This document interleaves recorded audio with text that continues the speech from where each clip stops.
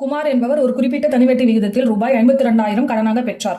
4 ஆண்டுகளுக்கு பிறகு தனது கடனுக்காக ரூபாய் 79,040 செலுத்தினார் எனில் அவர் எந்த வட்டி விதத்தில் அவர் கடன் பெற்றுள்ளார்னு கேட்டிருக்காங்க. இப்போ நம்ம இங்க ஆர் தானே கேட்டிருக்காங்க. தனி வட்டிக்கான ஃபார்முலா என்ன? I = PNR/100. இங்க நமக்கு ஆரோட வேல்யூ கேட்டிருக்காங்க. இப்போ இங்க நம்ம ஐ கண்டுபிடிக்கணும். ஐ கண்டுபிடிக்கணும்னா எப்படி கண்டுபிடிப்போம்? மொத்த தொகை மைனஸ் பி அசல் மொத்த தொகையிலிருந்து அசல கழிச்சா வட்டி நமக்கு தெரியுமா? இப்போ இங்க மொத்த தொகை என்ன? 79,040 ரூபாய் மைனஸ் அசல் 52,000. இது ரெண்டையும் மைனஸ் பண்ண நமக்கு என்ன கிடைக்கும்? ஐ நமக்கு 27,040.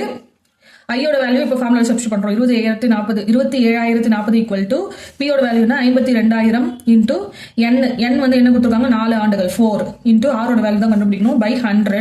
இந்த 2 0 கேன்சல் ஆயிடும்.